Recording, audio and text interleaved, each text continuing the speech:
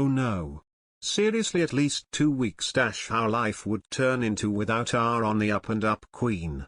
Britain's Queen Elizabeth has been advised by doctors to rest for at least the next 2 weeks, with the 95-year-old monarch avoiding official visits and only undertaking light duties during this time, Buckingham Palace said on Friday.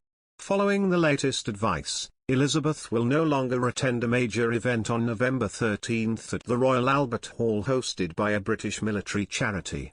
But the Queen had a firm intention to be present at the main national service of remembrance for veterans on Sunday, November 14, the palace said.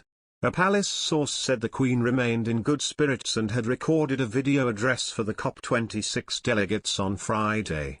Further rest was a sensible precaution, the source added. However, the news is likely to raise concerns about the health of the Queen, who is due to celebrate 70 years on the throne next year. Public described the advice for 2 more weeks of rest as the most significant absence of the Queen's long reign. Prior to this period, the Queen has been known for her robust health and still carries out many public duties.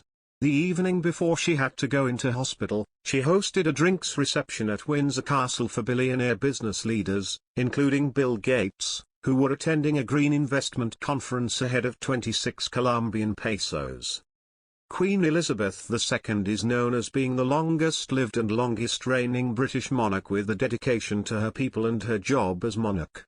On her 21st birthday, then Princess Elizabeth revealed just how important her duty was to her.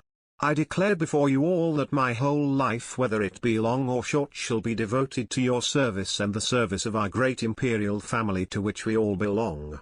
And at 95, she continues in service to the people of the Commonwealth.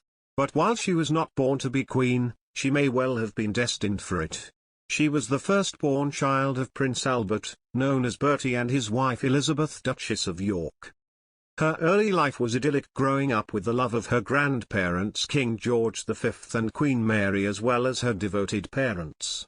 King George V was a much-loved monarch, but even he was aware that his eldest son and heir apparent, Prince Edward, Prince of Wales, was not monarch material.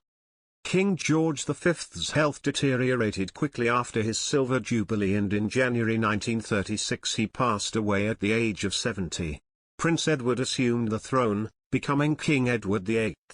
However, Edward abdicated 326 days later rather than causing a constitutional crisis after proposing to American divorcee Wallis Simpson. King Edward VIII, wanting to be with Wallis, chose to abdicate. This changed 10-year-old Elizabeth's life forever. Instead of enjoying life as a minor royal, she was propelled into the limelight as the heir presumptive. From then on, Elizabeth knew that her life was to become one of service to crown and country. When she was just 25 years old, on the death of her father the king, mother of 2, Elizabeth became queen to the UK and 15 Commonwealth realms including Australia.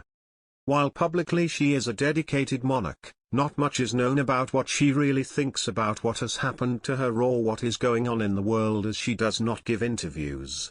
However, her Christmas messages do from time to time give us insight into her private thoughts. Over the years, those who have seemed to me to be the most happy, contented and fulfilled have always been the people who have lived the most outgoing and unselfish lives, the kind of people who are generous with their talents or their time, she said in her 2008 Christmas speech. What they offer comes in the form of what can easily be recognized as service to the nation or service to the wider community. As often as not, however, their unselfishness is a simply taken for granted part of the life of their family or neighborhood, she added. But let's not forget she carries the strength of her whole lineage of monarchs. When life seems hard, the courageous do not lie down and accept defeat. Instead, they are all the more determined to struggle for a better future, she says.